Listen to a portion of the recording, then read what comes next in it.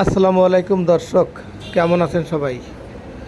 বর্ষাকাল চলছে, চারিদিকে ঝুমঝুম বৃষ্টি। ভাদ্র মাস, এখনও বৃষ্টির প্রভাব কমেনি। তাল প্রায় পাকা শেষের পথে। কার না তাল পিঠা খেতে মন চায়, এই জন্য আজ তাল পিঠার প্রিপারেশন করছি।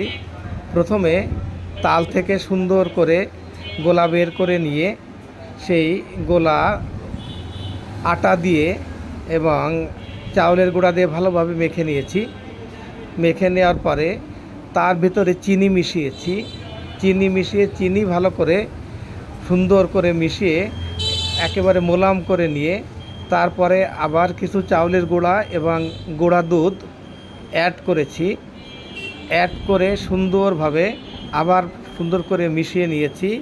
মিশিয়ে নিয়ে সেইটাকে কিছু সময় রেখে দিয়ে সুন্দর করে ওর ভিতরে আবার কিছু এলাচ দিয়েছি, রেখে দিতে হবে।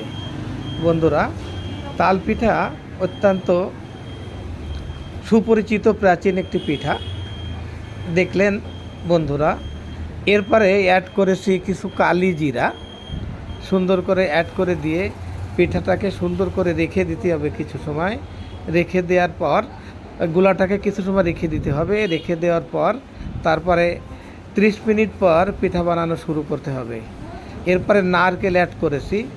নারকেল অ্যাড করে নারকেলটাকে সুন্দরভাবে মিশিয়ে নিয়েছি। মিশিয়ে নিয়ে রেখে দিতে হবে। দেওয়ার পরে 30 মিনিট পর পিঠা তৈরি করতে হবে। দেখবেন কি সুন্দর পিঠা হয়। এবং সবচেয়ে বড় কথা হলো, আমাদের এই তাল পিঠা সেই ঐতিহ্য হারাতে বসেছে। আমরা ভুলেই গেছি, যারা শহরে বাস করি, তাল পিঠা নামে যে পিঠা রয়েছে, এই পিঠার কথা আমরা ভুলেই গেছি।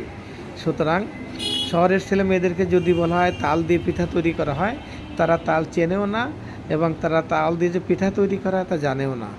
সুতরাং আমরা সবাই একটু যদি পুরাতন দিনে ফিরে যাই, ছেলে মেয়েদেরকে যদি তালের পিঠা তৈরি করে খাওয়াই, তাহলে তারাও নতুন কিছু খেতে পাবে এবং আমরা সেই পুরাতন ঐতিহ্য ধরে রাখতে পারবো।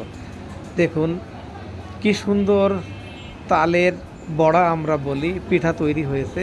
চমৎকার পিঠা, এবং প্রত্যেকটা পিঠা অত্যন্ত ক্রিস্পি এবং যাকে বলে মুচমুচে এবং চমৎকার ঘ্রাণ ও স্বাদ হয়েছে। একটি পিঠা আমি তুললাম, পিঠাটা দেখেন আপনারা কি চমৎকার পিঠা হয়েছে। একেবারে ভিতরে নরম অথচ ক্রিস্পি, খেতে খুব সুস্বাদু এবং খুব মজাদার। একবার এইভাবে পিঠা তৈরি করে খেয়ে দেখবেন, মনেই হবে না তালের পিঠা। ধন্যবাদ।